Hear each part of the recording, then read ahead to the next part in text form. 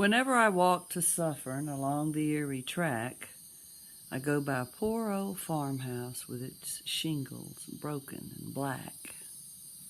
I suppose I've passed it 100 times, but I always stop for a minute to look at the house, the tragic house, the house with nobody in it.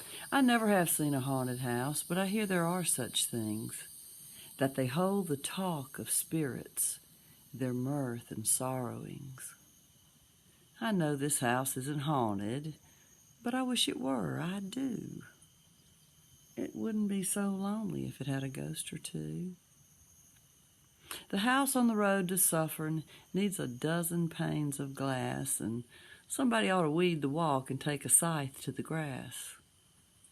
It needs new paint and shingles, and the vines should be trimmed and tied. But what it needs the most of all, some people living inside.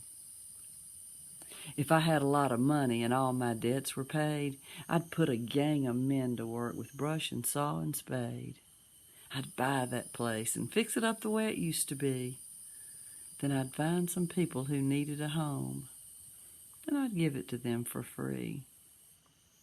Now a new house standing empty with gaping window or door looks idle perhaps, or foolish, like a hat on its block in the store. But there's nothing mournful about it, for it cannot be sad and lone for the lack of something within it that it has never known. But a house that has done what a house should do, a house that has welcomed life, that has put its loving wooden arms around a man and his wife, a house that has echoed a baby's laugh and held up his stumbling feet, is the saddest sight when left alone that ever the eye could meet.